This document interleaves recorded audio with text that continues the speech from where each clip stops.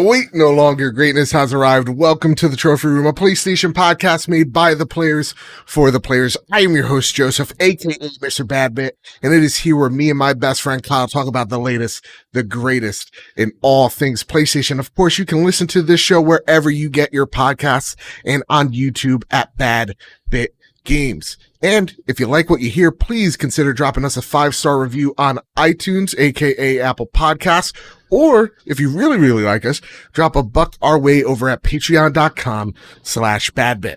So with all that said, and with all that out of the way, the greatest co-host whoever is, whoever will be, Mr. Kyle Stevenson, how are you, sir? Doing fantastic. Oh, you're sounding so much nicer now. Yeah, it came in a day earlier. I was supposed to pick it up tomorrow. Yeah. But I saw the email that was already picked and ready to pick up. It's like, you know what? Let's do it, because I knew we were going to record tonight. So, dude, yeah, I'm liking it so Here far. it is. You know, this is awesome. So if y'all don't know, Kyle ordered a new mic, you know, because y'all support us on Patreon. We're able to subsidize that for him. And yeah, now we both have two really awesome mics. And we sound beautiful now. I got the pop filter on its way and the shock mount coming hopefully next week. So it's going to be even better. Yeah. It's nice. Making money moves over here at the trophy room. Oh my God. Yeah. And, this weekend, my green screen should be coming in. Whew. Yeah. So thumbnails are I can't wait for that new weekly challenge. Photoshop Badbit in somewhere. That is the Patreon tier if I've ever heard it. Kyle, listen. Where is Batman today? It's like, where in the world is Not Carmen Batman, Sandiego? Badbit. Yeah. Badbit find. I love it. Kyle, listen. This week has been the busiest week we've ever been on the Trophy Room. We put out 3 podcasts this week. One predicting the PlayStation 5 showcase. Then we streamed the PlayStation 5 showcase, which the reactions, that stream should be up sometime in the weekend over at Bad Big Games. We did the reactions to said event on podcast services. Our most popular episode ever. Awesome. Thank you so much. And now today, we're covering the aftermath. That is the PlayStation 5 pre-orders. Maybe you almost think like we're going daily with the show. Almost. And honestly, I don't know how other podcasts do it. It's a lot. But today we're talking about the PlayStation 5 pre-order epidemic awfulness going on. We're going to be talking about Spider-Man Miles Morales, Horizon Zero Dawn, and Sackboy Adventures not being a PlayStation 5 exclusive. We're going to talk about Sony's words when it comes to cross-generation play, cross-generation games, and PlayStation 5 backwards compatibility. We're covering it all here today. So, with that, usually each and every week, me and my best friend Kyle, we talk about the latest, greatest, all things PlayStation, and usually we start the show up with what you've been playing. But Kyle, I got a new question for you. What's your pre-order? What's your pre-order? Yeah. That's good. Since the latest and greatest is now here, I pre-ordered at GameStop. Yeah. So for me, I've said this multiple times over the show, over the couple years now we've been doing it. I can't just dump one lump sum on a console. I like that I can go to GameStop and kind of nickel and dime my way up until release and pay it as I go with either trade-ins or like a little bit here, a little bit there. So that way that on the day that it releases, it's not a big blow to my, my checking account. So I called up GameStop before I went just to make sure, because it's a 15-minute drive. I'm not driving there for nothing. Woo! So I called up, and before I could even say hello, he was like, nope, we're not taking pre-orders on the PlayStation 5. How can I help you? And then I said, I'm calling to see if that's the case. Then what time tomorrow can I come in is what I asked. And then he goes, oh, no. Actually, you know what? We are doing pre-orders, but they're moving fast. You got to come down here quick. I was like, all right, bye. I'll see you there. And then I raced there in what usually takes me 15 minutes. Yeah. It took me 7. I don't know how I cut that time down in half. And as I pulled up, I saw, if you ever go into a GameStop around like a major console release, they have a little paper with how many allotted pre-orders they have in the store. And that was already up there. And I saw PS5 physical edition with the disc drive, the number 14. And then digital with no disc drive with the number 4. So there was a 10 unit difference between physical and digital. And I walk up there very nervous because there's 3 people in the store and they're all talking about pre-ordering the PS5. I was like, oh God, please, please. I walk up, I end up nabbing 8 out of 14 of the physical. Nice. So I was lucky enough to have it. I don't have to worry about it. We'll talk about it in a little bit. I feel so bad for everybody else that went through the hell that was last night after the conference. But yeah, I pre-ordered the PS5 physical, an extra DualSense controller, the charging station, the headset, the media remote, because I'm weird like that, and then Miles Morales Ultimate, Sackboy, and Demon Souls. Wow. That is my launch. I know it's a lot, but I'm trading in systems. I'm trading in games. There's already trading bonuses, so like, it's not too bad. Okay. It's not too bad. Yeah, it's been difficult. These days have not been easy for poor old Mr. Badbit here. First off, shout out to Hypecaster Antonio Guillen. He's the man behind Absolutely. the overlay over at Hypecaster on Twitter. I'm just editing the show. I'm expecting Sony to, I'm taking them at their word. That was my first mistake. And then Hype just like, here. It's at Walmart. He shoots me a DM link, and I pre-order it there. Yeah, I got the same DM. Yeah, okay, good. Because I was like, swell guy. Yeah, swell guy. I was like, make sure you message Kyle. So he was far ahead of it. Definitely did. And yeah, I don't like Walmart. It's not my place. It's not my scene. But yeah, if I got to do it, I got to do it. And the way I saw it, like the way I'm thinking about it, it's not confirmed. So like there's not a hold on my card. So it's very loose for me. So then I took a risk today. I was like, I'm putting it on credit, baby. I saw Target opened up pre-orders and that's what I did. I went to Target, clicked it right as Wario64 like shot out the link, and I got the disc drive edition. So right now as well, as we're recording the show, my eye is locked on the Walmart digital PS4, because that's the one I want. I don't want the disc. I want to get rid of it. I want to go solely into the digital future. And so as of recording, it should go live awfully soon. So Kyle, give me real talk just between you and me as we're recording. When it's like 2 minutes before 9 p.m. Yeah. Just tell me. Sure, if I remember, I got you. Yeah. You're my only firewall to getting the console I want. But yeah, it's embarrassing. If I'm Sony, I am aggravated for everyone who can't get their hands on it. But I also have an announcement. I have been chosen.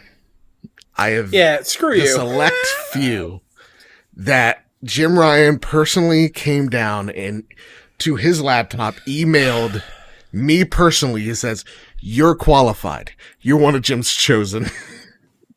So on Friday, hopefully I'll be able to pre-order directly from PlayStation. But it looks like this is the first console launch, Kyle, that I'm not going to be at a GameStop picking it up. I'm not going to be at a physical location. I'm going to have to wait for, the UPS guy to get my hands on this. And that's where my anxiety comes in, of like, someone's going to just nab it on my porch. You know what I mean? Yeah. First of all, I hate you. Second of all, fair. Not the first, really. not the last. No, it's just, and if you're watching the video version, I was very angry when he was talking about being the chosen one. Because how dare you, PlayStation? I've been a PlayStation fan forever. The only console that I've fully owned from PlayStation 1 all the way up through PS4, including PSPs and PS Vitas and the VR. And I'm not chosen? Over 40 platinums, 5,000 trophies. I've been a PS Plus subscriber for years with no lapse. Come on, Sony. Come on, Jim. We are Throw here Kyle to a bone over separate here. the wheat from the And chaff. this guy who jumped on board on the PS4 era gets one? One of the chosen ones? Yes. Unfair. I have been worthy. I am Fake but news. strong amongst the meek, amongst Fake the news. weak. I have been chosen. Yeah, man. So I'm excited. Hopefully they give me like 5 minutes so I can pre-order the one I want, the headset, the extra controller. That's what I'm really about. How that works is you click the link. Yeah, it's like a personal and you're in a waiting queue. And you just stay in there. Then when it's your turn, you'll order one. You'll be good. That one's good. You think so? 100%. I think you're good. All right. But and at that point, like if I get the disc version, I just get the disc version. That's it. But I'm hoping for digital because I'm tired of the discs. I'm not planning on picking up any discs. It is what it is. Oh man, your Steelbook days are over. What's that? Your Steelbook days are over. Well, no, you said it. Don't want discs anymore. Buy Steelbooks. If it's like Bloodborne 2, yes. No, you can't go back. You said goodbye discs. All right. But I didn't say goodbye to the case. Nope. All right. You know what? You said all digital. It's the future. You're a sour grape today. That's what you get for being a chosen one, and That's I'm not. True. The weak amongst the strong amongst the weak. Come back with a white robe. Yeah. You can't see your face. Oh, yeah. God. Kyle, listen. We got a lot to talk about yet again. Mm-hmm. But before we do, it's time for the Patreon pitch. Of course, this show, I mean, the support we've gotten over the past few weeks, the past months have been incredible. And like I always say, if we've ever gotten you through a long car ride, a tough day at work, getting you through the whole COVID situation, it really mean a lot. You toss a buck our way over at patreon.com/badbit. It's what's affording us to sound so good, to look even better soon. And really thank you all so much. Thank you to our newest patron, which might have the coolest fucking name I've ever heard in my life. DJ Easy Cheese. What an awesome human being. What a clever son of a gun. Hell yeah. Our newest bronze member. I want to thank our gold members, Ryan Grant, Gavin Goffrey, Griffin West, Robbie Bobby Miller, Corey Schofelder, Erica Scherer, Jose Jimenez. Thank you all so much. And our silver plus members, Marcus O'Neill, Ray Martinez, JB, the Purple Monkey, and Tim Ulf himself. Again, thank you all so much for supporting the show the way you do. And with that, Kyle, it's time to square up the news. This one comes from Gene Park over at the Washington Post. Untangling the PlayStation 5 pre-order mess and where to get one. After Sony unveiled the November 12th launch date and prices for the PlayStation 5 devices, people were armed with less information than ever on how to get it. Sony said after the event that retailers would begin accepting pre-orders on Thursday, September 17th, and PlayStation CEO Jim Ryan told the Washington Post that the decision on when pre-order websites would go live is up to the retailers. The retailers then apparently decided to do what they do on Black Friday, open up earlier than expected and let the mayhem commence. Sure enough, within the hour, Walmart's site opened up for pre-orders, which were gone within minutes. Other retailers like Best Buy, Target, and GameStop followed suit. When Sony and retailers weren't communicating the relevant information, Twitter users flocked to the account of Wario64, renowned as one of the best deal hunters on the internet, for up-to-date pre-order info. Microsoft took a jab at Sony Thursday morning, tweeting, quote, "Don't worry, we'll let you know the exact time pre-orders start for you soon," end quote. While the next-gen Xbox pre-orders aren't up yet, Microsoft announced its pricing with a payment plan structure similar to shopping for smartphones, which has given the appearance that, at the very least, Xbox is the more organized console manufacturer for the moment. This is undeniably a huge egg on Sony's face, particularly since PlayStation marketing head Eric Lempel told Keighley in July that pre-orders are, quote, "not going to happen within a minute's notice," end quote. That is precisely what happens. Enter a segment I like to call, well, that was a fucking lie. Wow. Just this has been a moment, and I think a memory a lot of PlayStation fans are going to remember for a very long time. And I see people in our Discord still hunting, still fighting to get their reserves on a PlayStation 5 at the moment. Eleazar _ DE, I'm sorry if I mispronounced your name, wrote in, just like you can too, via the PS Trophy Room on Twitter or the Casa de Bad Bit Discord server, and they ask, Did Sony rush their pre-orders in order to outdo Microsoft without proper preparation? Kyle? Joe? What are your thoughts? Okay. Tell me. I don't know. I feel like I'm going to get some hate for this. Go for This it. to me feels like every other console pre-order situation. How dare you? I feel like not at all on Sony at all. The retailers are the ones that jumped the gun. From what this reads to me, what it sounds like to me, the fact that everything was staggered and not up at the same time shows to me that retailers were following suits of everyone that went beforehand. Mm-hmm. So the whole Sony lied and whatnot, sure, it was still only a day's notice. I will give you that, Eric Lempel. A day's notice is still not enough time in order to gather up the right game plan of how to pre-order the brand new system. Right. But I still feel like the retailers are the ones that screwed Sony over for jumping the gun, releasing the links early, putting them up. The fact that I called GameStop and they said, no, we're not taking pre-orders. And then somebody heard that and said, no, we are. Like, it was a mess. When I went into that store, they did not know what was going on. They weren't prepared because somebody jumped the gun somewhere. And I'm not saying Sony probably has a little bit of fault in that still, but it's not all on Sony. I give it more to retailers. But I do think Sony did want to make sure it was ahead of Microsoft. Right. I think that's just another thing after the, saying, oh, our PS5 is the same price as the Series X. Boom. Yeah. The digital is the same as a PS5. It's $100 more than the Series S, and it's more powerful than the Series S. It's not as big. It's not as expensive as we were expecting. Right. Boom. That's kind of a win. November 12th, great release date. Boom. And so they wanted to keep hitting on all cylinders to keep winning and one-upping, which I freaking hate right now. I just hate it. And they wanted to keep doing that, and so they wanted to get pre-orders ahead of it. I will say on Microsoft's point, I tweeted it out when they did this tweet of like, don't worry, we'll let you know. And then the exact dates of when everything goes live. And I said, that is this generation's here's how you share a game moment. It is 100% of the mic drop moment so far. And good on Microsoft. They're killing it with the social media. With the leaks and everything, they're crushing it. Yeah, man. I just think there's too much blame being thrown at Sony for this.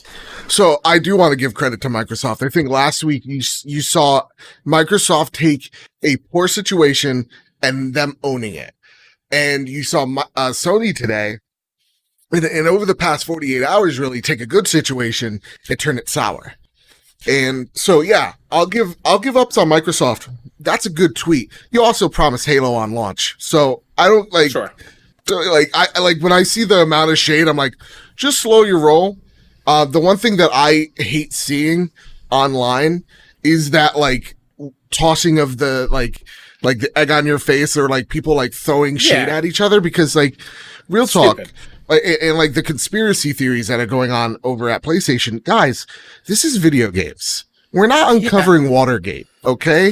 When you're giving me your graphs and like your dotted yarn, stuff, it's connecting the pieces to solve the mystery. I don't need that right now. And I think in a year of COVID, the one thing, and I think it's what we've done really well for the most part, is like, look, when we talked about Xbox being or Halo not being a launch title, did we rain on Microsoft's parade for the 40 minutes? No, we had a honest, real conversation about it, and we didn't, demean the other side. We did it respectfully, and I've seen a lot of Xbox fans just throw shade, and to me, it's inappropriate.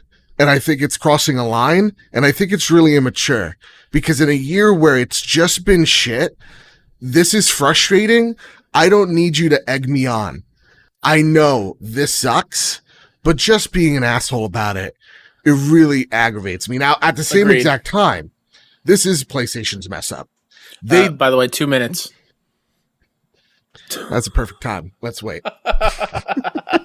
While you're saying that, I just want to say, like, big agree with what you just said there. I agree wholeheartedly. We don't need any more unneeded negativity being thrown around at what is supposed to be a fun hobby of ours.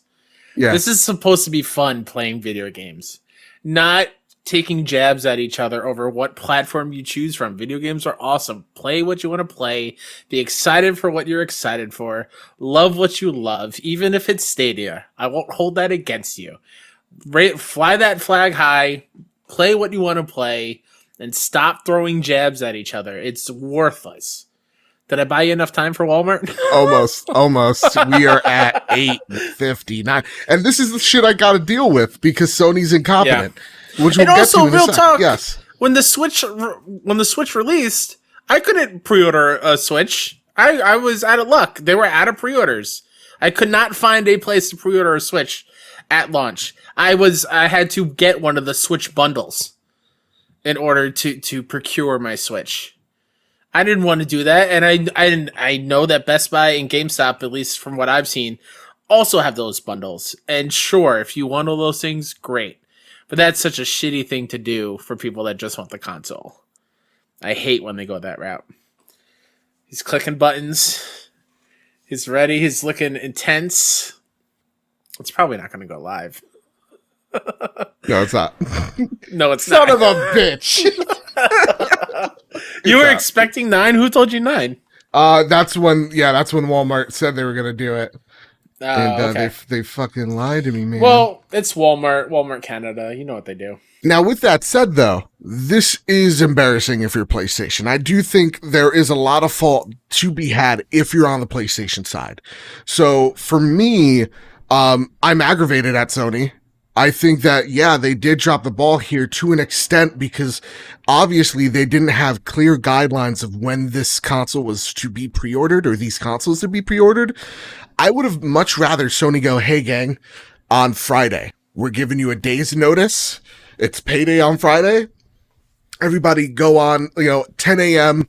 at, your retailer at Best Buy, GameStop, Walmart, Amazon, the way Microsoft kind of did it, instead of just having what was, tomorrow. Well, what time tomorrow? Even if it was going to go as planned, what time tomorrow?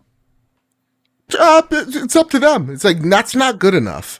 I get it. In the age of COVID, you have to be aware of the situation. Like, if you are like, you don't want people flooding stores, just go, hey, don't flood stores. Here's information you need.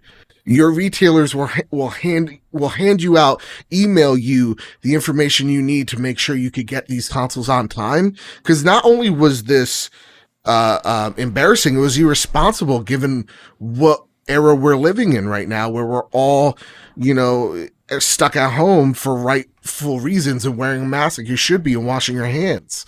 So, like, to me, it's unsafe as well. So, yeah, I think this is embarrassing if I'm Sony.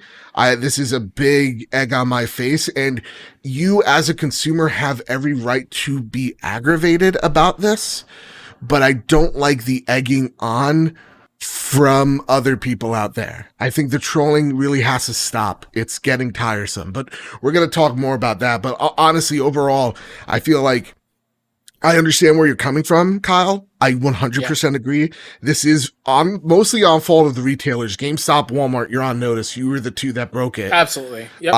But at the same exact time, it's on it's on PlayStation at the end of the day, because they should have set out clear expectations so that if GameStop went out and broke it tonight, you didn't have or last night, you didn't have everybody jumping on board, right? You could have punished or GameStop that way if you're PlayStation. Mm-hmm. So to me, it's a shitty situation, but hopefully this isn't over. In terms of like waves of pre-orders, you get multiple waves of pre-orders. So hopefully wave 2 is easier, wave 3. And what Jim Ryan has stated is there are going to be more PlayStation 5s at launch than there were PlayStation 4s. So hopefully we're not battling grandmas on Black Friday for these consoles and we're able to order them safely at home.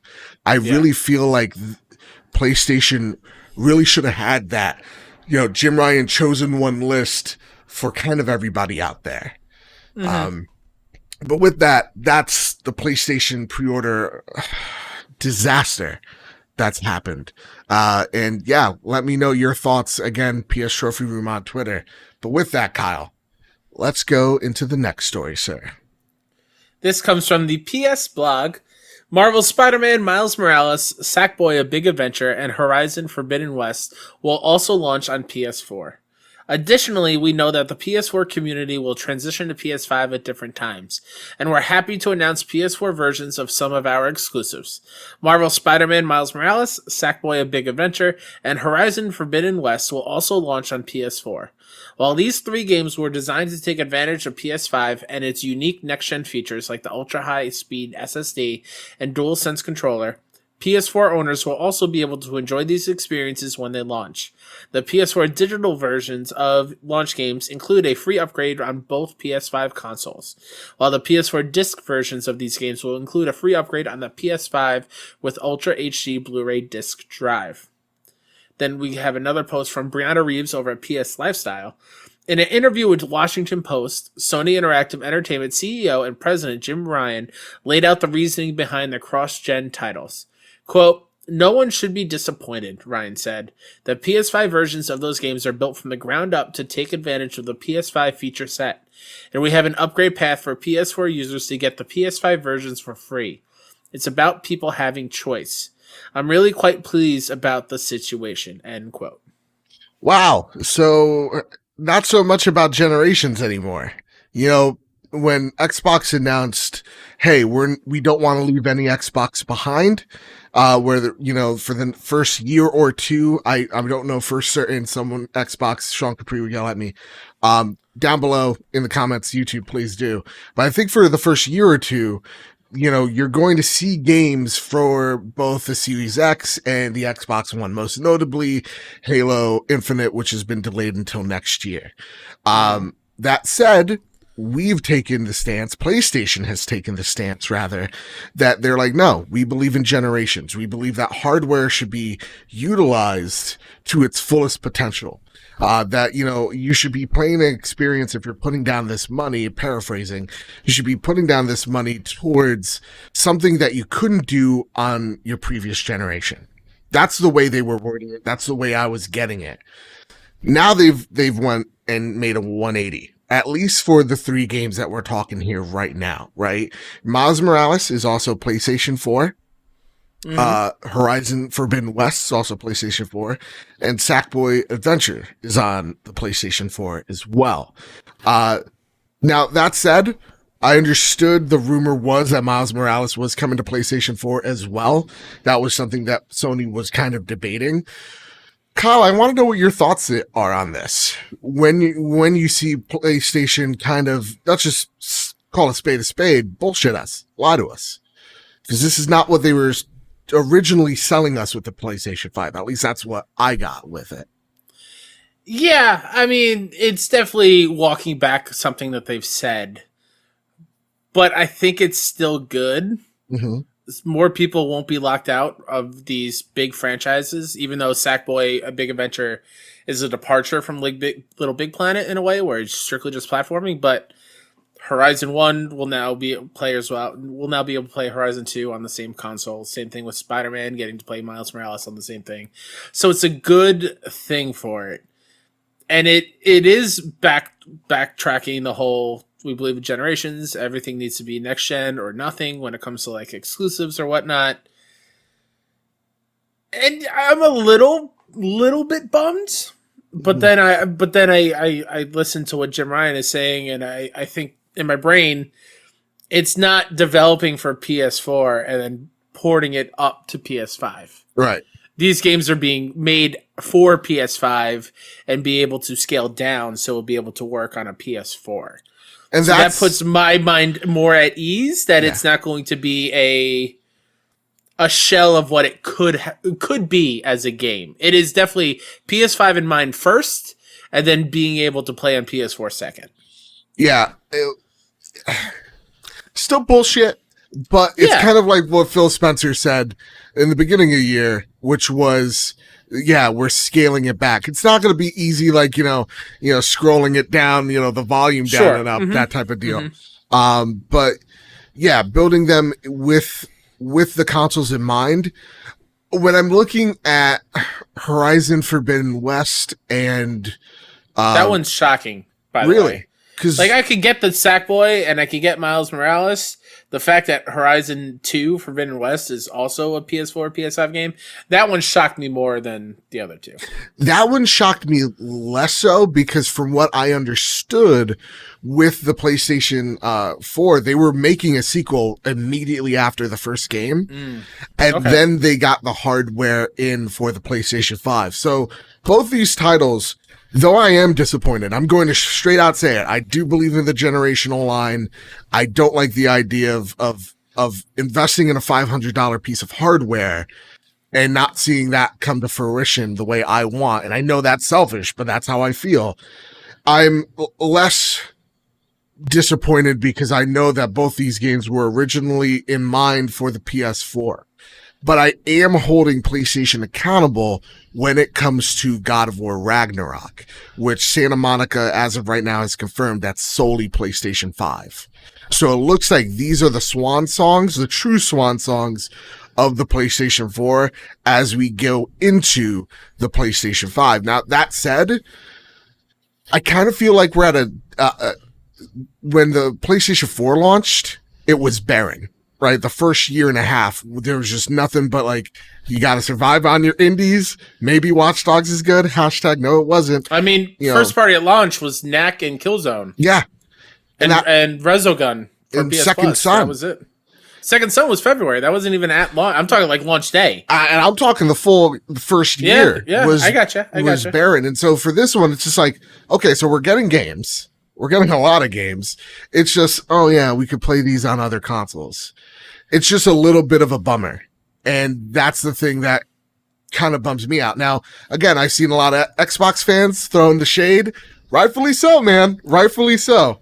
Because it is what it is. They've gotten a lot of shit for doing things first. And I think that kind of benefits Sony in a way. But yeah, I'm not going to sit here and bullshit you and say I'm not disappointed. I am. Yeah, Go for I'm it, sorry. Kyle. I find it weird that you're saying it's a bummer. I don't understand how this is a bummer. We're still getting the PS5 versions of these games. I just we're still want gonna be able to play it with PS5 feature set in mind. So like, we're still getting that version. So how is it a bummer? Like we're still gonna buy it on PS5 and the PS5 version. Yeah, I know it's you. Just exactly. I just find it really hard. I can't sit here and say that it's a bummer that it's coming to both, because like I see friends of the show, Emmett Watkins, saying now he doesn't have to worry about shelling out a bunch of money because the games he wants to play can also be played on PS4. Yeah. And PS5 can wait till next year. That's great, especially in COVID times. We talked about it with Adam, where like new consoles are not a priority. They're not. They're a luxury. And the fact that these games will also be on the things we have is great. We have to separate the wheat from the chaff, Kyle. I don't know. No, you're making me sound like a spoiled bitch. All right, I get it. I concede. You're right. I'm not saying you're wrong. I'm just saying for me, I can't say it's a bummer because we're still getting those versions of these games. You're kind of saying, hey, it's okay to feel a little disappointed, but understand you're still getting cool stuff with said games. Yeah, absolutely. You're still getting that fast loading. Yeah. Yeah. You're still getting that DualSense adaptive triggers. You know what I mean? Like whatever that has to, at this point in time, that controller needs to, when I plug it in, I need to see God in order for me to be impressed. The way they're talking about this controller, I want the tendrils from the controller to go into my fingers, and I am now one with the DualSense. Yeah, I need some type of like computer hybrid of myself. You know, some type of singularity moment between me and PlayStation. I don't even want to move my thumbs. I want it to read my brain signals and do the move for me. Now, Famous Seamus does write in. The most famous Seamus I've ever met in my entire life. That's fact. Write it down somewhere if you got pen and paper. They say, do you think Spider-Man Miles Morales and Horizon Forbidden West being available on both PlayStation 4 and PlayStation 5 will hurt PlayStation 5 sales? I don't think so. No. I think, or maybe he's thinking just like hard console sales. I mean, we do have like Emmett, friend of the show, saying, I could hold out. But I still think these things are going to sell like hotcakes. Like you're seeing them sell out in less than 60 seconds. Like we just attempted, spoiler alert, attempted that Walmart thing, fell through. So yeah, I definitely think it like hurt maybe, but in the long run, I don't think it's gonna matter. I think And to close out the segment, I'll say this: it's not like I see this. I'm like, oh, I'm not buying anything PlayStation because, I mean, Horizon's the reason why we have this podcast. PlayStation games are the reason why I am on this ecosystem. So at the end of the day, like you could throw as much shade as you want for the shade we gave you for Halo Infinite, rightfully so. Or when I say we, I mean the toxic fanboys. But to me, I'm still hyped for that game. I'm still going to buy that game, still going to play it, still going to love it because what PlayStation has given me thus far, they have ceased to fail in a major way. So they've given me quality. As long as that quality continues, I'm going to continue buying that box. I'm going to continue buying and supporting the platform. And to real quick to answer Seamus, I don't think it's going to hurt the sales at all, especially because they're the same price. Yeah. So the fact that you're going to get the PS4 version and is the same price as the PS5, it's not like you're going to buy the PS4 version for $10 cheaper and then like scheme the system that way. Right. They're the same price. So if you have a PS5, why not just get the PS5 version? Yeah, I do. And I do like that upgrade scheme as well. It's kind of like a smart way to deliver next gen experiences. Smartly delivered system. Yeah. Someone should pen that. Someone should, trademark that or something. I don't know. Something. It should be a bullshit marketing term that really just amounts to nothing at the end of the day. What if PlayStation announced tomorrow that this upgrade path, we're renaming it. Okay. Delivered Smartly. Oh man. Powered by PlayStation. I feel like you would give an Xbox person an aneurysm at that point. Donnie from PSVG, blood vessels is gonna pop, he's gonna just drop dead. He's not gonna be able to handle that. That's a system overload. Kyle. Yeah. Let's get into the next bit of news, sir. Alessandro Barbosa from GameSpot writes, PS5 won't get an Xbox Gamepass competitor, says PlayStation boss. Microsoft offers the subscription service across both Xbox and PC, giving players over 100 games to download and play for as little as $10 a month. The kicker is that all of Microsoft's exclusive launch day and date on Game Pass. Oh, sorry, I missed a word there. Let me back up. The kicker is that all of Microsoft's exclusives launch day and date on Game Pass, which is something Ryan didn't see as sustainable. Quote, these games cost many millions of dollars, well over $100 million to develop. We just don't see that as sustainable, end quote, Ryan said in an interview with GamesIndustry.biz. Sony does eventually put its exclusive on PlayStation Now, its own subscription service that allows you to play games via the cloud or download them to your console. The company also announced the PlayStation Plus collection at the showcase, bundling numerous acclaimed PS4 titles and making them free for PS Plus members on PS5 soon. Despite that, Ryan says that Sony won't pursue something like Game Pass. Quote, for us, having a catalog of games is not something that defines a platform, Ryan added. Our pitch, as you've heard, is new games, great games. We have had this conversation before. We are not going to go down the road of putting new releases titles into a subscription model, end quote. I'm going to say something very controversial. This gives me the greatest sigh of relief because I don't want PlayStation. And when I say that, usually I'm met with, what do you mean? Like audible gasp. Yeah. But for me, Game Pass is what makes the Xbox platform special. You know what type of games you're going to get. You're going to get when it comes to AAA quality games, you're going to get games as services. You could call it whatever you want. You could call it games as platform, whatever it is. The big AAA games are going to be there to make sure you come back and back and back, whether that is Sea of Thieves, whether that is the Master Chief Collection, whether that is Forza, State of Decay, list goes on. Those games are games as services.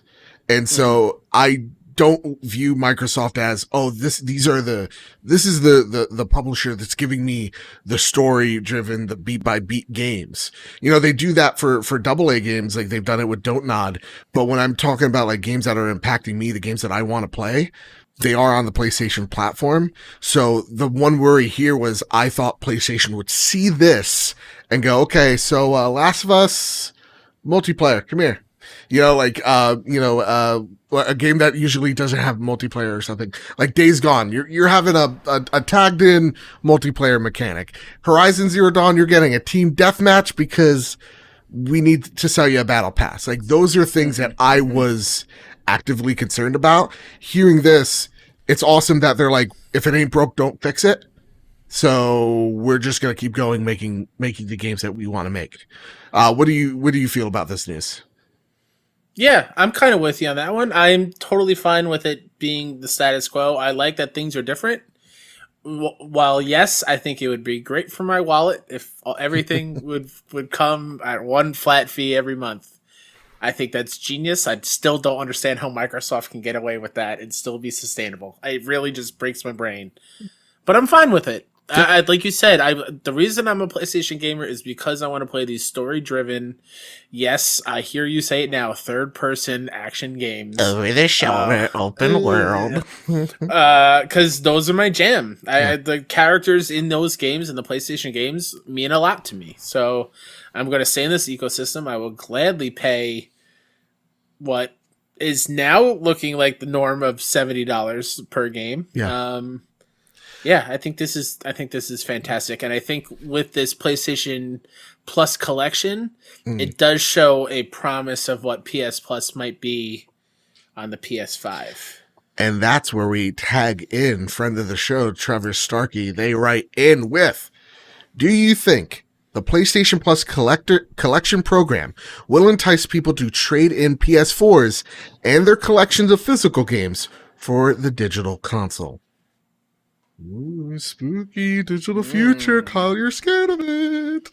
What do you think?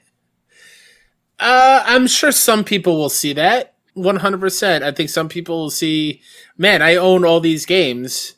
There's a digital option. Yeah, let me go trade it in towards the digital version if I'm going to have them all on day one. I think that's great. Yeah. For me, I'm thinking of, I'm always worried, put the conspiracy hat on, let me get the aluminum foil out. I'm just worried eventually at some point those games will be delisted and I won't have access to them. That's fair. So that's why I kind of want to keep it physical. Ooh, keep it physical. And keep buying physical games so that way I have them. Same thing with movies. That's why I have a ton of Blu-ray movies. So but I think that's a great thought for people that want to go digital. Apple TV, man. That's where it's at for me. Just put them up there, Netflix and chill, all that. HBO, what is it, Max? Max, yeah. Changed my life. Saw Action Park. That was in Vernon, New Jersey. I used to go to Vernon, New Jersey all the time when I was a youngster and get all in types of sorts of crazy debauchery be had. What a story. Anyway, yeah, no, I'm all about the digital future. So when I take a look at the PlayStation collection, there are some games that I haven't played, like Last Guardian, games that I do want to complete that I've traded in, like Days Gone. So it is cool to say, hey, listen, there are some games you may have missed. You know, there is something called the Game of the Generation that is Bloodborne and is there for you. It's been 2,003 days since recording this video, since we've gotten the release of Bloodborne. Give it to me, put it in my veins. So yeah, I think it, not to entice people, I think it's going to entice people to get PlayStation Plus more than anything. Yeah. Also, real talk, all those games you brought to GameStop, probably not going to have a whole lot of trading value. I'm just going to say it. It's because they're so popular, those games do get traded in a lot. Yeah, I think most of them as well are like on the, what's the PlayStation Hits? So they're like $20 anyway. Yeah. Nate writes in, does the PlayStation collection have more value, holy shit, this is a question, all right, than Game Pass, as the cost is already built into Plus, and it has some serious banger games, especially for those who skipped the PlayStation 4? My question to you is, who skipped the PlayStation 4? That's a lot of units. Yeah, right? Right? Over, 110 million? I don't think a lot of people skipped it. I think... Man, there are people out there that only played Grand Theft Auto 5 on the PS3 and 360. Whoa. Your mind's about to get blown. Whoa. No, I don't think it has more value than Game Pass, because Game Pass is living. There'll be things added to the collection. And yeah, new games will be added to the collection. Again, I get this is a PlayStation show and Halo's not your jam, but that is a big deal for that ecosystem. So like, absolutely. To me, no, it doesn't have more value to Game Pass. I think this is like, I hate to say it, but like kind of like the value meal to get you in the door, right? Like the 5 for $5. This is like, you got your Bloodborne, your Uncharted, your Last of Us. Hey, all these games you remember, maybe you don't, here to kind of try to get you in the door more than anything. It's kind of like the grab bag, is what I'd say. I do think though, for someone that did skip PS4 and is looking to get into the PlayStation ecosystem. Oh, perfect. That is a perfect value. Yeah. That is like, hell yeah, come on in for, what is it, $60 for a year, I think, on a PS Plus. Yep. You get, what was the list, 20 games? 15? Around there. It's a high number of absolute bangers. Yeah. Like, that is a no-brainer. God of War, Uncharted 4, Bloodborne, hey, Kyle. Well, less, no, stop it. I've lost my train. Persona 5, like, some great PlayStation exclusives in there for that list. You have not played Bloodborne. Next question. All right. No, it's fine. Go ahead. What's your question? No, would this make you play it? Give it a shot? No. All right. That's all I have it downloaded on my PS4 now. Oh, okay. Like, nothing's stopping me. It's like I have it from PS Plus. So it's only like one of my favorite games of all time. It means a lot to me. That's all I'm saying. You know what? I was going to say it right here on air. I'm going to say it right here on the podcast. Say it. We hit the next goal of Patreon, whatever it is. Okay. I don't know how much more money or pledges we need to hit the next one. We each 40 play patrons. We're at 37. Okay. We play each other's favorite game. Deal. To completion. And then we have a Road to Greatness episode about it? Or just like a regular trophy room where we just discuss it, and I feel like we yell at you because my game is going to be way. Oh yeah, sure. Okay, I like. Even though I'll get the raw end of the deal. Well, what's your favorite game? What do you want me to play? What would that game be? Oh, man, I'll have to think about it. Oh, okay. I'll have to think about it. Alrighty. Well, it's definitely going to be an RPG. I'll tell you that much. Oh man, it's good. Right. Kyle, let's talk about the next story on the list, sir. PS5 won't be backwards compatible with PS3, PS2, or PS1 games. PlayStation 5 will be compatible with 99% of PS4 games, according to Sony Interactive Entertainment CEO and President Jim Ryan, although that may be as far as backwards compatibility goes. In a recent interview with Famitsu, which was translated from Silicon Era, Ryan explained that PS5 will not be compatible with PS3, PS2, and PS1 titles. When asked about the possible inclusion of older generation titles, Ryan replied, quote, "We keep in mind the engineering specialized for the PS5 as we produce the device. In the midst of that, the PS4 already has 100 million players. We thought they ought to want to play PS4 titles on the PS5 as well indeed. So we included compatibility with the PS4. While implementing that, we also focus our efforts on taking in the high-speed SSD and the new controller DualSense at the same time," end quote. Or, I'm sorry, another quote. "So, unfortunately, we could not achieve compatibility with those formats," Ryan added. Wow. Okay. So, it's official. PlayStation 5 is compatible with most, put an asterisk, PlayStation 4 games. I think someone did the math on that. I think 99% leaves only 20-something games that are not compatible. I'm really thinking if that's true. Yeah. I do think like you're going to run into a few games here and there that's going to work a little strange. But I think, you're going to have you're going to have that asterisk. Now, before I get shade tossed my way, same with Microsoft right now in the way that their backwards compatibility. They've had to clarify and say most Xbox One games will work on your series. So this is good. This is what I want. And we're already seeing the games that people really, really care about getting that PlayStation 5 treatment. Your Fortnite, your Rainbow Six Siege, your Call of Duty, all of them. Call of Duty. You got that? Black Ops? You got that there, Call of Duty? What's it? Got that Call of Duty Black Ops? Cool? That's how they're saying it. That's how they're saying it now, these kids. How many returns of the collector's edition, if there is one, with the RC car? Because the RC car is not faster than a plane. My son ordered this RC car because he thought he could outrace a jet. No, this is awesome. And we wanted to clarify this because Ubisoft spilled the beans a few weeks back. This is awesome. This is what I need. Spoiled the beans. Spoiled it. He left it out in the sun. But yeah, used them all. He spilled it outside. He's like, that's another person's problem. Because it goes with his personality. We don't have enough time to include it in the show. Yeah, I do not have time to sweep. I don't have time to clean it up. Just going to ignore it until everybody forgets 2 weeks about later, Sabine. it's still sitting there. Yep. You do the right thing, your mom. But yeah, so like no PS3, PS2, PS1 games. I'm not at all saddened by this. I'm a little bit bummed, just a little bit, just because of how huge the PS library is and how many gems are on those. Stop you right there. How much did Sean Capri pay you to say that? Not a dime. Sean, if you want to pay me for saying that, please do. My DMs are open. All right. Yeah, no, there's a lot of gems there. I just hope now that they see the success of some of these older ones getting fully remade. We get some of those big names ones remade until it feels less of a loss. Yeah.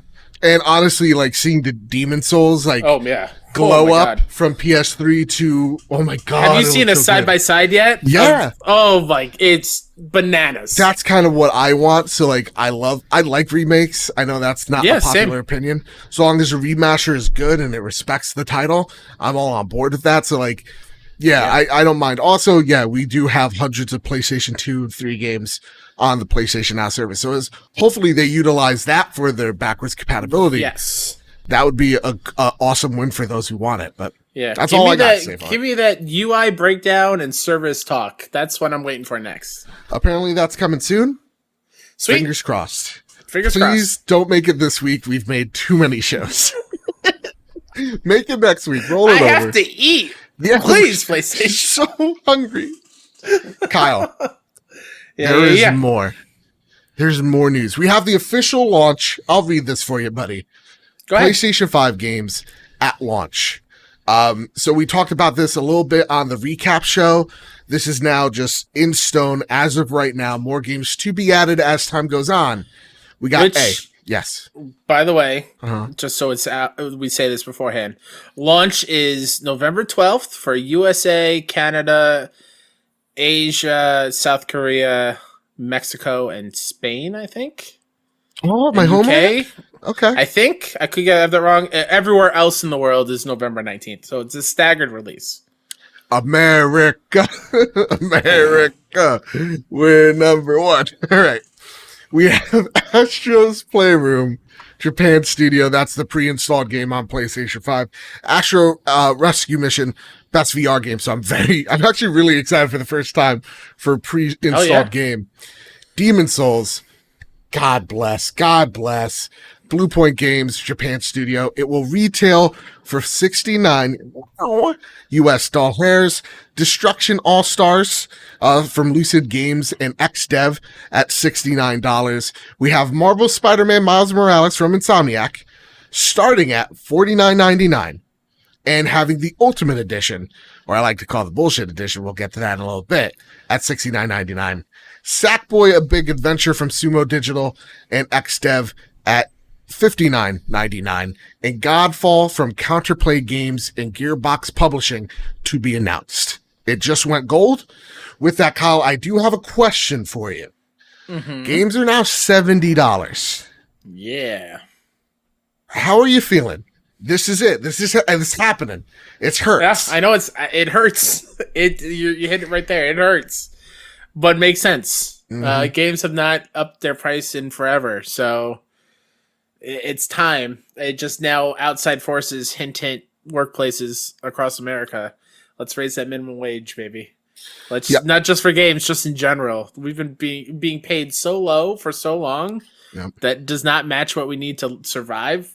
Like personally, I'm making more off unemployment than I would working 2 jobs. That's bananas. That's not okay. Mm-hmm. That's not okay. So games are more expensive now. Politics aside, it is going to make people and gamers be like, I need to really make sure I want this game. Yeah. Also, I was going to get off your liberal high horse. What do you want next? Free healthcare? Come on. Your handout? Yes, I do. $300 medical bill from last December. How dare you? The Reds are taking over. The damn Ruskies are at it. The only game I play is Homefront. And any Call of Duty where the Russians are the bad guys. Oh, man. And Ronald Reagan's president. So it's kind of like Cold War is right up his alley. Anyway. $69.99. You're right. We have not seen a price increase for games. And I mean, I think Luke Laura over at the Xbox Expansion Pass gave me an awesome chart of where the prices were for consoles back then that they are now, and having that price fluctuation, and just seeing inflation over time. Yeah, how the consoles are $400, $500 is insane. So taking a look at, inflation, I think it does speak to the broader sense of I think something needs to happen in terms of wage disparity. But this is not the podcast for that because I'm not smart enough for that. I'm not an economist. Yeah. I don't have a bow tie and a monocle and a long cigarette. So you're saying you're not Ben Stein? Yeah. Well, in a little man, a guy on a unicycle who drives me around. So Jigsaw from the Saw franchise. No. This guy's named Smithers, and he's my personal she shine. Also, real quick, what do you think Godfall's going to be since it's TBA price wise? Oh, actually, thank you. Getting back on point. $60, hopefully, because it's $60 on Epic. But since it's only PS5, something will tell me $69.99. Can I throw something out there? Go for it. What if this is your first month of PS5 PS Plus? That would be crazy, but I think that's Bug Snacks. I think that's the game.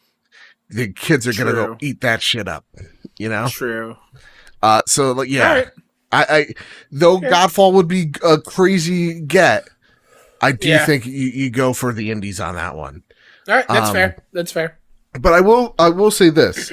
From what I understand, this has been something that's been in the works for a while when it comes to publishers and developers wanting to start to upcharge for games because development costs is just getting crazier and crazier and crazier expensive to manage. So to me, it's just a matter of time, unfortunately, Yeah. Like Joe said, the next story goes, Jay Peters from The Verge. Demon's Souls and Final Fantasy XVI's now retracted PC launches are an odd coincidence. As part of its PlayStation 5 launch event yesterday, Sony said Final Fantasy XVI and Demon's Souls weren't just strictly PS5 exclusives. Trailers for both games revealed they would also be coming to PC. At the time, that meant the biggest game announced during Sony's showcase, as well as one of the PS5's most notable launch titles, wouldn't require a PS5 to play them. If you added the fact that both Spider-Man Miles Morales and Horizon Forbidden West will also be coming to PS4, you might well have decided to wait on picking up a PS5 at launch. But shortly after the event, Sony and Square Enix went into damage control, saying that Final Fantasy XVI and Demon's Souls actually aren't coming to PC after all. The official statements from Sony and Square Enix about the game's availability muddy the waters of this whole situation.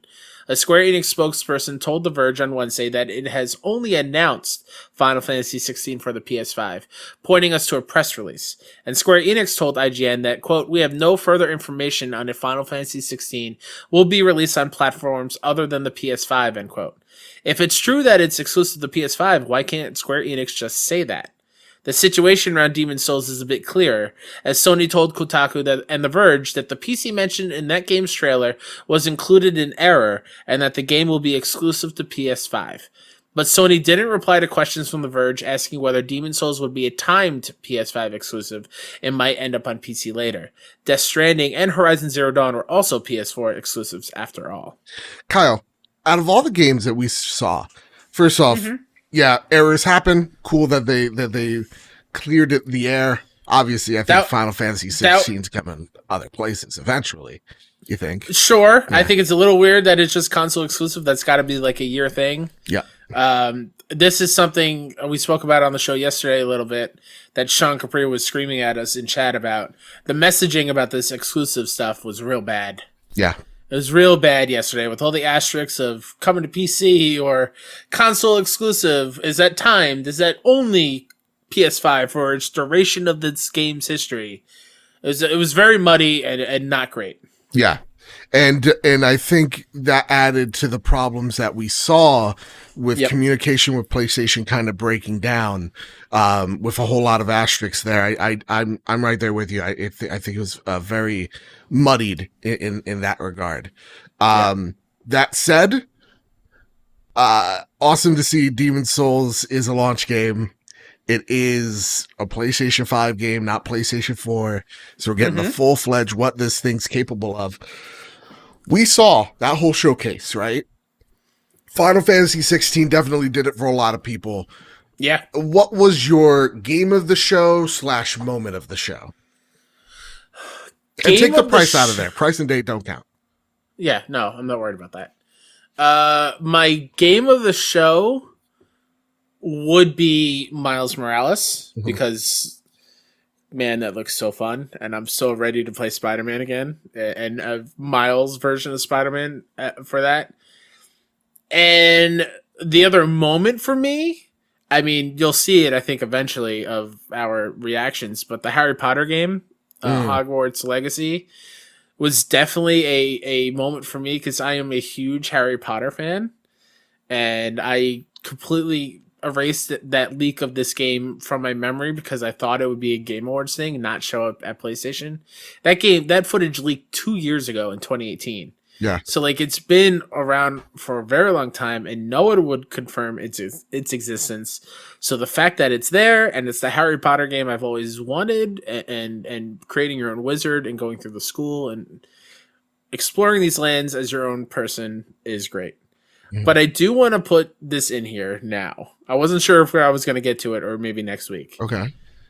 I see people, rightfully so, talking about boycotting the game because of J.K. Rowling. J.K. is awful. I can't believe the person responsible for one of the most happiest things of my life is turning out to be such a huge disappointment of a person. Her anti-trans language is so sickening, and I totally understand if you're out there and you don't want to buy this game because she is going to get a cut of it, even though the tweets out there like she's not directly involved with the game. It's still her IP. She's still going to get something. Those are completely valid. It's also completely valid if you buy this game to support the devs because they made the game not knowing of JK's awfulness.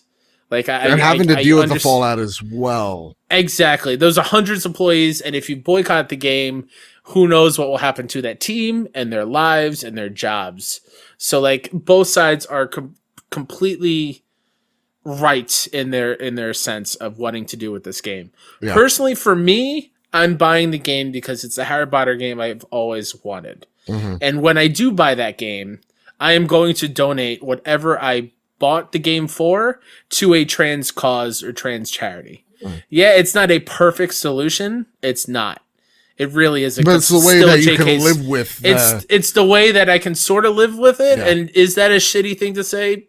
Probably a little bit, but like I can see both sides. And the last thing I want to say, I want to pull this up because somebody way smarter than me made it sound so perfect. While you find that. I have it. Oh, you found it? It's not that far. Okay.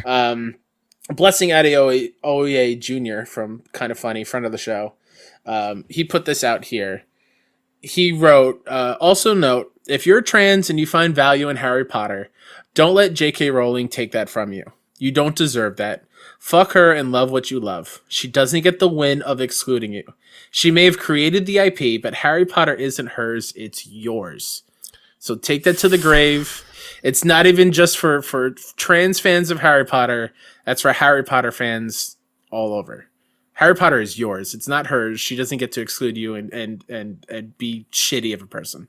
That's all. That's my soapbox. I'm popping off. That's fucking beautiful. Couldn't say it better. Yeah, shout out to Blessing. He put it perfectly. Yeah. For me, my favorite moment of the show, because I know you're Harry Potter, and when you see the reaction, I'm definitely like the dad that doesn't get it. You are. I'm just like, You're my dad bringing me to the Power Rangers movie in theaters back in the 90s. Ivan Ooze? That's his last name? Legal? Legal last name is Ooze. 2 O's. All right. Why is he so purple? All right. Why is he wet? Someone get this guy a towel. Anyway. Yeah, for me, the moment of the show was Demon Souls. Like, that is what I wanted to see so badly because it's a game that I want to play so bad. But again, I'm also in the mindset of like, old is old. So like seeing the actual PS3 gameplay and then seeing the PS5 gameplay, I'm like, I will fucking wait. I want this as what Bluepoint has delivered. I want to experience what started the genre that I respect so much today, that I got out of Bloodborne. So it's definitely Demon Souls, 110%. Favorite moment, seeing the Puerto Rican flag in Miles Morales. Oh yeah. I got happy, excited for no reason. I was just like, oh, Puerto Rican flag. I'm Puerto Rican. It's great. I love it. So yeah, that's what I got. That's my favorite moment. I want to shout this person out because it's such a beautiful, beautiful moment. You retweeted it. I think their name is. I'm trying to find his name. JC at P1SMX on Twitter. Just a wonderful, heartfelt reaction of him seeing his culture of being Puerto Rican being represented and how much representation in games matter is so beautiful. And please go check out that reaction. Joe retweeted it. I retweeted it. Like, please go watch it. That's why we want more diverse people in games. Mm-hmm. So everyone can have that moment. Yeah. It's beautiful. Yeah, it's a weird feeling because like as someone who like I pass as white, so I've only till recently I was like, oh wait, I haven't had like my hero, you know, like Miles Morales is that hero for me. And so like I got that in my 20s of like, oh, this is why I can never relate to the heroes or relate to the main character. And so like understand, like seeing yourself, whether that is in the main character or seeing your culture respected in media where you often don't have, like the closest thing to Puerto Rican pride is like the Puerto Rican Day Parade in Seinfeld, like that episode, like that's it. That's all we got. So like knowing that it's there and it's going to be respected and I could take pride in my roots and my heritage that lasted longer than the Confederacy by a whole lot. That's awesome. So yeah, there absolutely. You go. There you have it. But now let's get rage. I want to get upset about Miles Morales now. Oh man, I might flip this table. No, I haven't really. I can't. Man, this is a feisty episode, and I love it, Joe. I know. I really do too. I'm enjoying the feistiness. Honestly, this could go for another 3 hours. Sammy Barker from Push Square writes, Marvel's Spider-Man has been completely remastered for PS5. Insomniac has announced overnight that it's remastering Marvel's Spider-Man for Sony's next-gen system, and fans can purchase it alongside the new game as part of an Ultimate Edition package. The new version will include the complete original campaign alongside the trio of City That Never Sleeps DLC campaigns. This is not just your average remaster, though. As community director James Stevenson explained on the PlayStation Blog. No relation, by the way. Different spelling. Oh, okay. Quote, the remaster for the PS5 is no simple upres, as many of the game's art assets have been completely updated to take advantage of the PS5 console's horsepower. You'll see better-looking characters with improved skin, eyes, hair, and facial animation, including our new next-generation Peter Parker, end quote. Presumably, it'll be the same character model as the inevitable Marvel Spider-Man 2. Quote, you'll see ray trace reflections and ambient shadows, improved lighting, more pedestrians and vehicles stretching further into the distance, and the same optional performance mode offered on Marvel's Spider-Man Miles Morales, allowing you to finally play the game at a targeted 60 frames per second frame rate, Stevenson continued. We'll be supporting near-instant loading, 3D audio, and the DualSense controller's haptic feedback. Lastly, we're adding three amazing new Spider-Man suits, new photo mode features, and even new trophies for those of you looking to platinum the game all over again. End quote. Question, Kyle. How Yes, is this Joe. different than the Control Ultimate Edition? Because if you already own the Spider-Man PS4 2018, you get nothing. And you're told that this is value. Yeah, I didn't think of that. Yeah, no, that's a bummer. That is a bummer. That is a bummer. I think this might be a little bit different because this does seem like there is more put into this remastered version than the Control PS5 version. Sure. Yes, I do think it's a little shitty that it's tied to the Ultimate Edition, and then it's an extra $20 on top of what the base of Miles Morales. Mm-hmm. But yeah, now you said that, I am bummed out. Yeah, I'm very bummed out because I have the base game, I have all the DLCs. So like, real talk, if I bought a digital, I should get it. It's just mine. There's no reason why it can't be. And I get it, like they're using the Peter that you'll see in the updated, Spider-Man sequel. Cool. Like that's cool. I think it's something where I really need to see it to believe it in order for me to go, okay, that's fine. You know what? Rightfully so, take the extra $20. Who knows? We might get those puddles back. Oh my God. We might get those puddles back, Joe. They should call it the Puddle Edition. But like for me, like I think this goes to show what Xbox does good, and will do great this generation, which is, hey, the games that you have right now, like your Sea of Thieves, for example, like that's just going to get, machine learned ray tracing.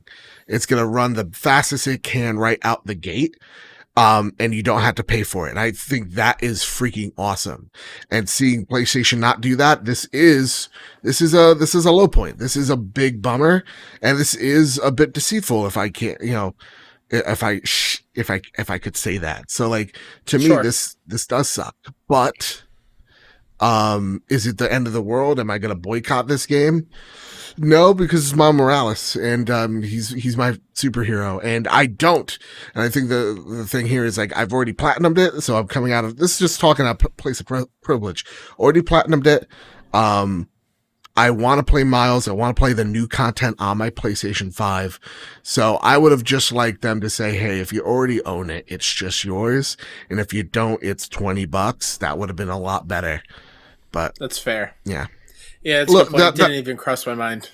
That's the disappointing thing. There's no way to spin that. That's just sucks. It's greedy. Yeah, especially after seeing what 505 or Remedy did, where they just literally gave people the Ultimate Edition for free at a click of a button, and they said it couldn't be done. So like, yeah, it's kind of shitty. Yeah. Let's not end on a bummer, Kyle. No. we were on a run high, okay? Somehow between pre-orders, you made your way over to England. Dude, I did. Andrew House's Snail Mail. That's the segment we're talking about. Each and every week, you can send your questions over to the PS Trophy Room over at PS Trophy Room on Twitter. It's been so long since we had Andy House's Snail Mail. You can send your questions in via Twitter over at PS Trophy Room. You can send your questions over to the Casa de Badbit Discord server, or you could pen a letter to Andrew House, send it on over. I swim, I backstroke it, whatever I need to do, whatever technique works. Sometimes I swim like a dolphin. That also works. Very efficient, and you should image that in your head. You'll be like, whoa, Joe, that's nuts. And then I steal his mail, and then I dolphin my way back here to America. Writes in, like you can too, and asks, a few weeks ago, Nintendo announced Super Mario 3D All-Stars, and everyone is crazy about it. but it's limited physical and digital release. After March 2021, you can't buy it. Why? Because Nintendo.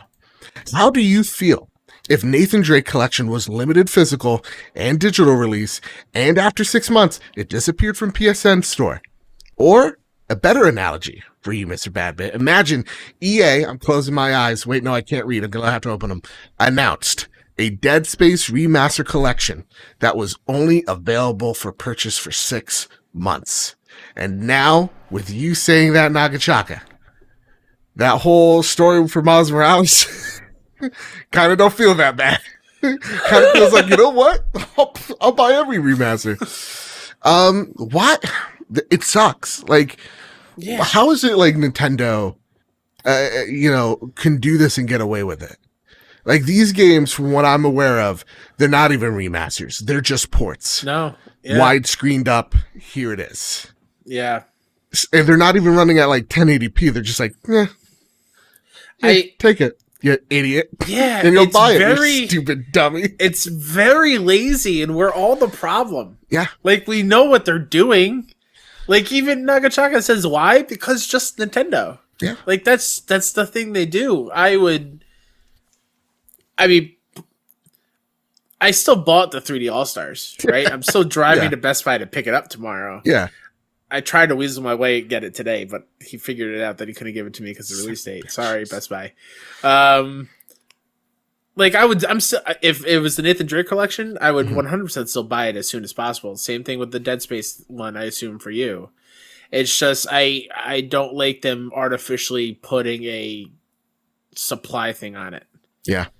Especially digitally. Like, I don't understand that. Like, if it was a limited run thing that Limited Run does, and that's why I love them for, taking digital games and making limited physical versions of it, I get that. But the fact that it's just digitally for 6 months and then it's gone, I don't understand how they can get away with that. Is it because their mascots are just, like, history-defining mascots? Yeah. And, like, that's why? Yeah. I don't know. I mean, PlayStation strategy should be every time they pull a bullshit maneuver like the Miles Morales the Spider-Man remaster, what they should do is immediately just go like, and if you turn your pages to a week ago in Nintendo, there you go. And are we really that bad?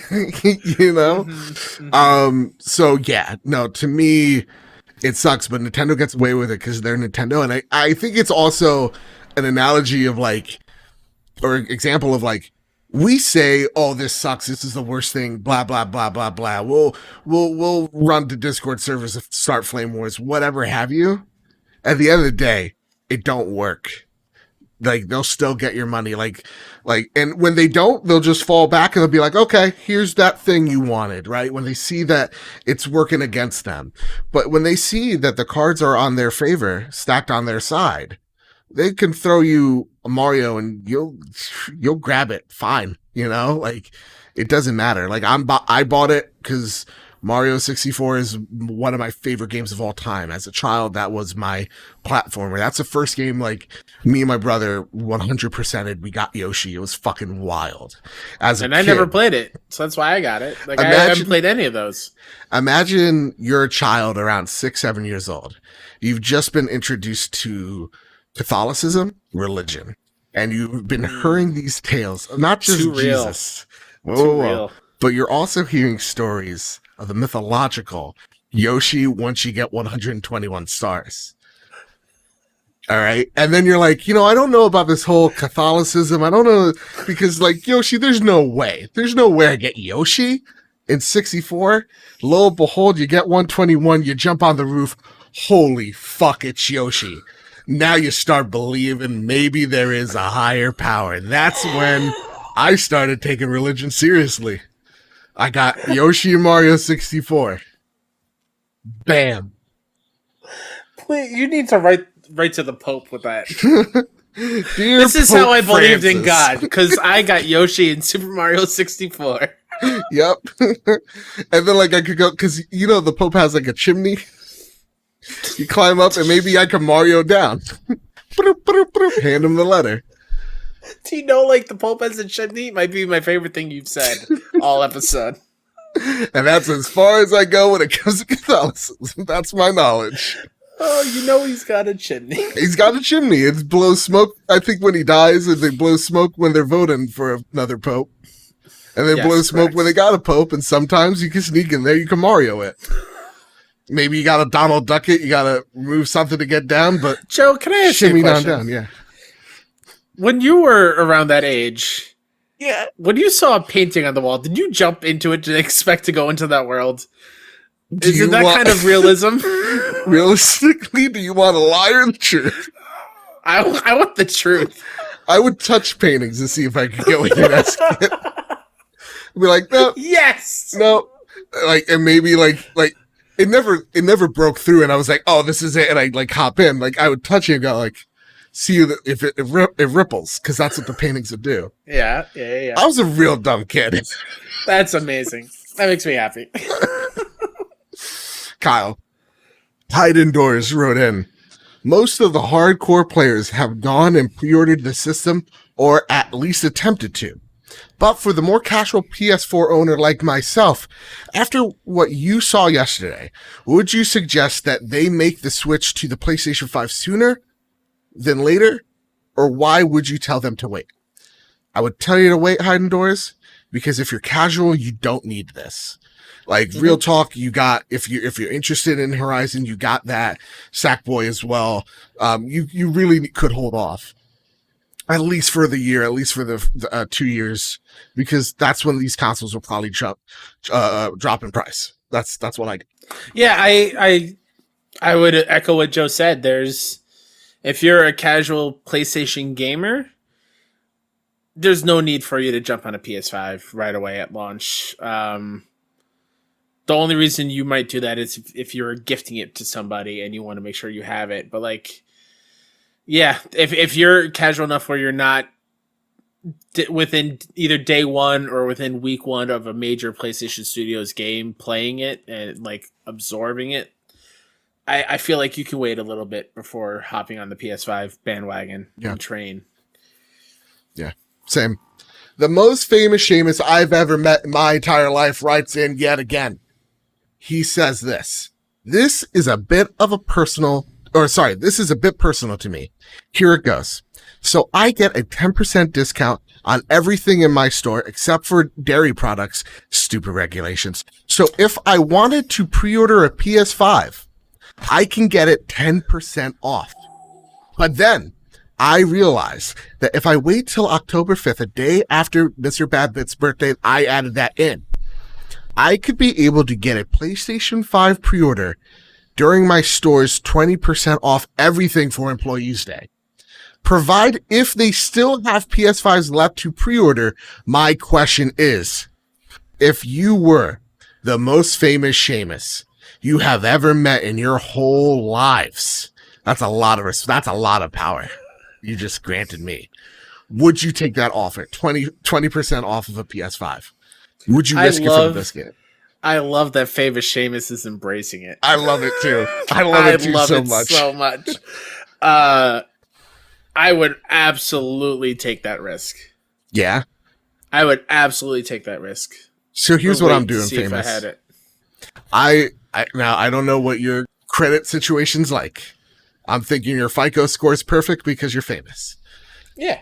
What I've done is I've pre-ordered it on a credit card as like the hold off, right? That's my hold off, and it won't charge me until it ships.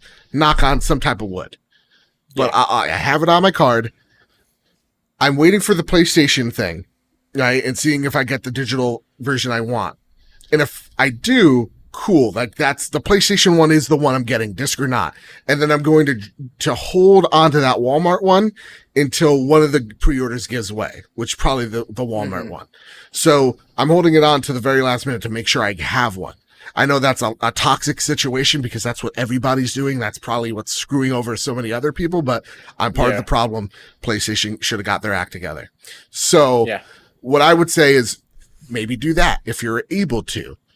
But if you want to risk it for the biscuit, go for it.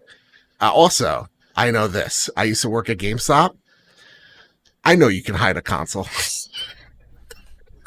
You can hide one at launch. So even if you don't, Yeah. You could get shifty. You know or where even the manager be like, we're out of stock, but Yep. in reality, but the game that you want is hidden in the drawer with my name on it. Yes. Like we've all done that. Oh, dude, I've done that all. I've looked a fucking customer in their eyes and disappointed a child. My favorite thing is it happened all the time at my store because we had a customer that was big into strategy guides, like I am. Like over here on this table, I have a ton of strategy guides, and I would wait till they pennied out, and I would just take them because they weren't selling. Yeah. And there was a guy that would come into the store and be like, "All right, are the pennied out strategy guides here yet?" I'd be like, "No, they're not. Everyone bought them. Sorry, but no, they were in my backpack in the back room." Damn. You're not getting pennied out strategy guides, sir. No. All right. I respect it. I respect the game. Before we get into the next thing, something I meant to mention before. Uh-huh. A little fun little tidbit question. Yeah. Wario 64. Uh-huh. How much compensation has he been getting for referral codes for everyone using his links? It's got to be astronomical, correct? So, okay, I know how those work because I work like talent relations or whatever. I forget what that. Yeah. Sure. Yeah, media relations, whatever, part of PR. Where like you go to a creator and go, "Hey, you want this code?" If like, let's just say it's an Amazon affiliated link, as long as they click that link, even if they don't use it, if they go back to it within 30 days, they get a cut of that credit. So Wario 64 doesn't have to work a day in their life. He's making bank just from yesterday. Yeah. Good God. Yeah, he's in Belize right now. Are you kidding me? He's got a bot handling all of it. My goodness. That's insane. I know. Yeah, he's what am I doing in my life? Dude, what am I doing? Why can't I be the Wario 65? I'll be the one that's 1 second after him. But yeah, also I have a conspiracy theory. You want to hear it? Yeah. All conspiracy theories are true, by the way. That's what I've been told. They all get that aluminum foil. Get it out hat there. on. There you go. All right, get your QAnon shirts. We're going on a journey. What if Nibel and Wario 64 are the same person?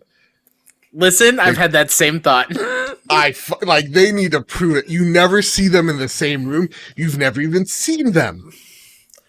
Yeah, I think that sometimes, and I think the other one is Shinobi.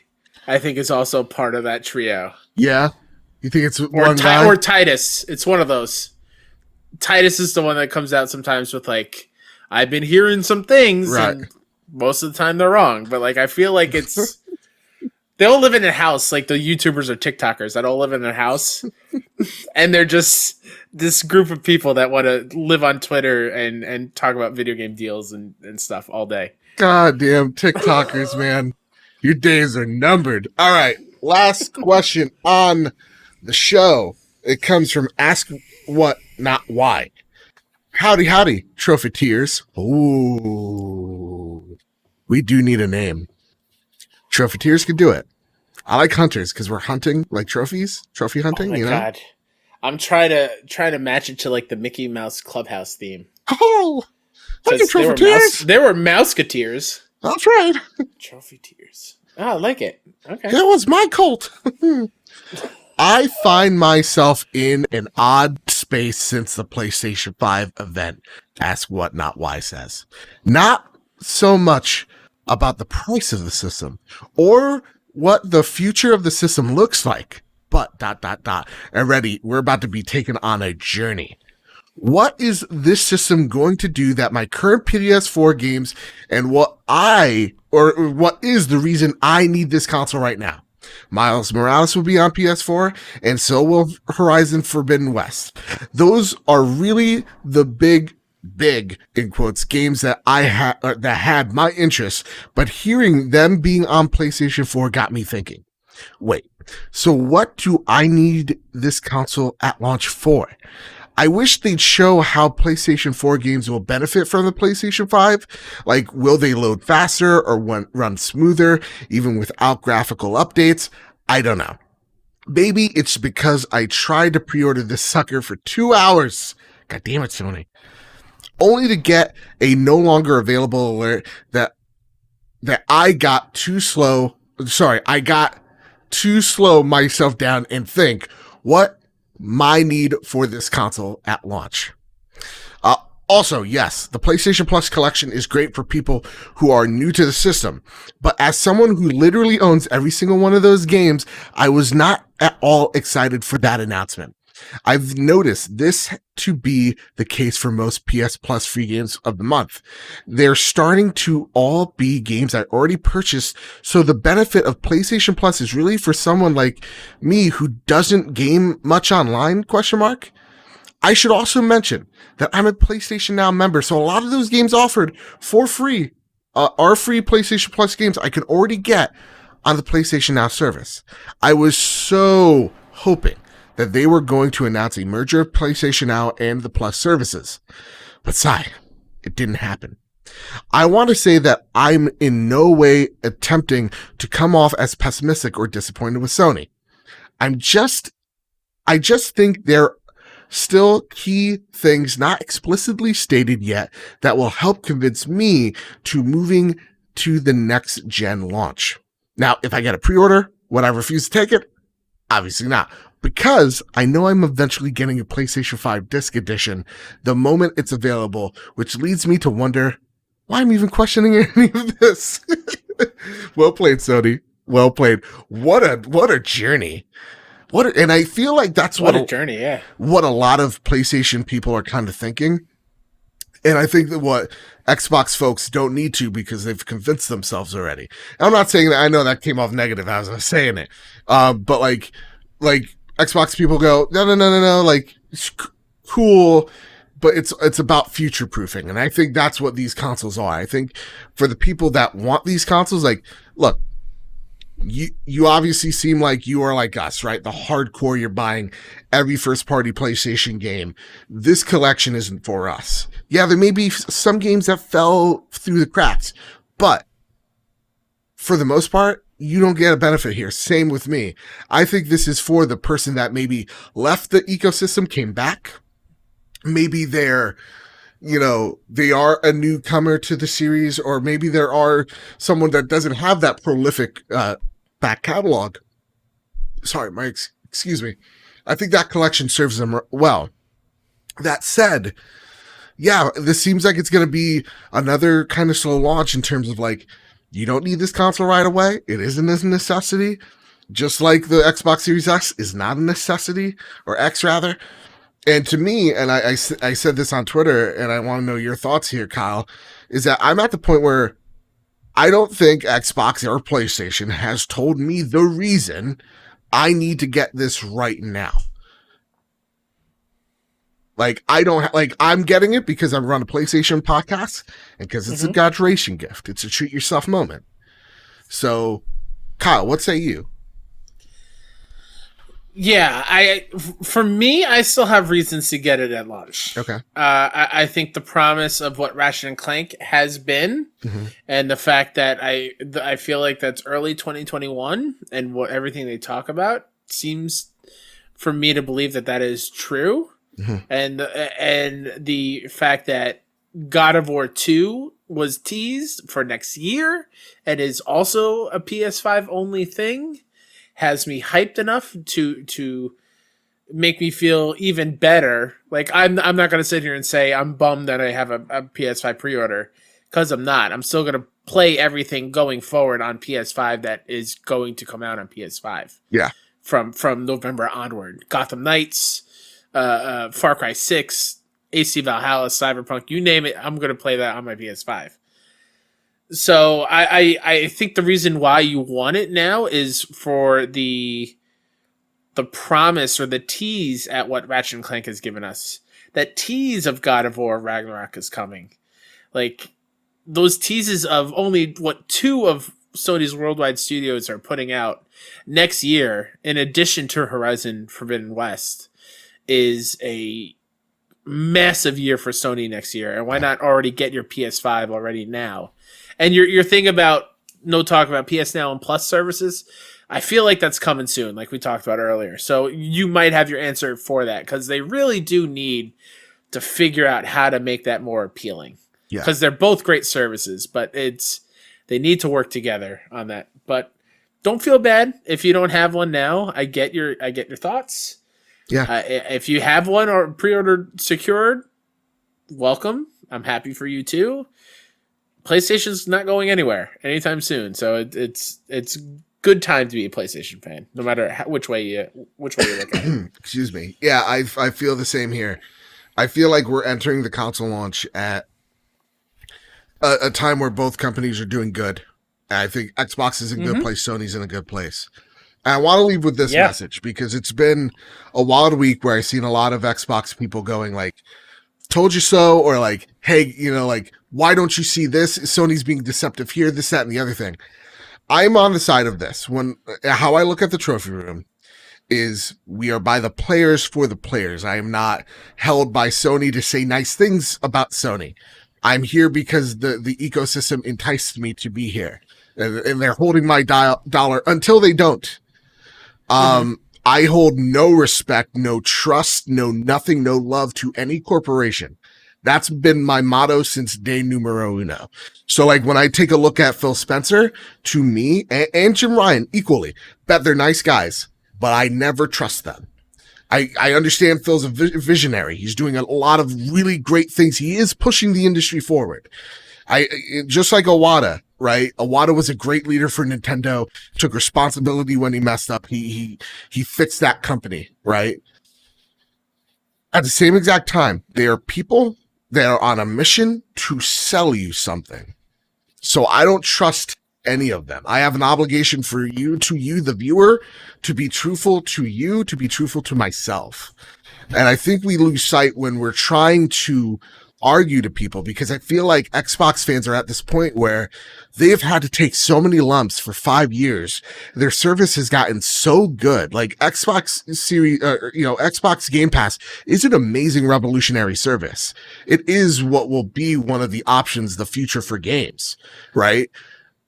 At the same exact time, Xbox people are so tired of thumping that so hard, where they're just like, why don't you see the value?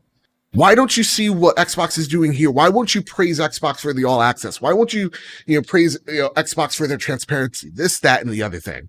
And their aggravation is that most gamers, like when you come to us and go, Joe, how can you not see what Xbox is doing great? And I say, they are doing great. Love your thing. If this product brings you happiness, you don't need to convince me. It's yours. Be happy with your thing you got. But at the same exact time, like I'm happy with PlayStation. I don't need to toss shade your way. That's not what we're here to do. So what I say to end out this show, I get it. This week has been very toxic. I'm taking like a nice Twitter vacation, is be nice to people. Stop trying to make a stand for companies that really don't care. If Sony really cared, they would give you Spider-Man Remastered for free. They ain't, because they ain't a charity, right? Xbox promised Halo. They didn't deliver Halo. They're not liars. They're not the awful company because they didn't. Is it disappointing? Yes. But at the end of the day, they looked at the numbers. They know if we launch later, it's still going to do well numbers-wise for that service. They took that hit. They took that sacrifice for a reason. Xbox Game Pass is great and there's value to it, but they also have to understand that those are games that I don't want, that a lot of other gamers don't want. I don't want live service games. So like those games don't speak to me. And I know this is a long, stupid rant, but like, I feel like we got to respect each other in the ecosystems that we lie in. We don't have to convince people to be one side or the other. We can just talk about games and enjoy them. I could be a subscriber to Game Pass and PlayStation Now, and I am, and it's so easy because there are great games everywhere made by people that are sacrificing their time and their effort. So when you shit on games like Bugsnax and how we jokingly do, understand that those are people working on a game that they're passionate about, and when you shit on them, you're shitting on that person. And that's not the type of people we want to be. There are hard people that work fucking really long hours on both Sony's end and Microsoft's end to give you products in which you can enjoy, to forget about the situation in the world of which we are in. So be better to each other. Please. please enjoy what you game. With all that said, if this was a brand new mic, I'd drop it right now. Mic drop. Bam. That was perfect. With all that said, with all that out of the way, everybody, keep hunting and keep playing PlayStation. Oh wait. Oh no. Take the wave away. What's that? I was waving goodbye, and then I forgot took it for away. you to pimp out your stuff. You've heard me for 3 other episodes this week. If you haven't followed me at WhoDatNinja73 on Twitter, or sent me a friend request on PSN with the same name, well, what are you doing with your life? I'm a delight on Twitter. But seriously, yeah, WhoDatNinja Twitter on Twitter, PSN, KindaNYC.com or at KindaNYC for everything else that I do on the interwebs. And you can find us over at PS Trophy Room on Twitter. We're also a gosh dang delight. You can find us over at the Casa de Bad Bit Discord server. You can find this show, the video version, over at youtube.com/badbitgames. And you can find this podcast on any podcast service of your choosing. Remember, rate us 5 stars on Apple Podcasts. Once we hit 100 reviews there, we're giving away a next-gen game on the house to a lucky winner. Find Demon Souls? Demon Miles Souls? Morales? It's waiting there. It's waiting there. It's up to you. All you gotta do, 5 stars. Come on. What do you got to lose? You know? Nothing. Last person that said that became president. With all that said, with all that out of the way, please review us on iTunes, stars, Spotify, Google Play, whatever the case may be. With all that said, with all that out of the way, everybody keep hunting and keep playing PlayStation. That one's for real.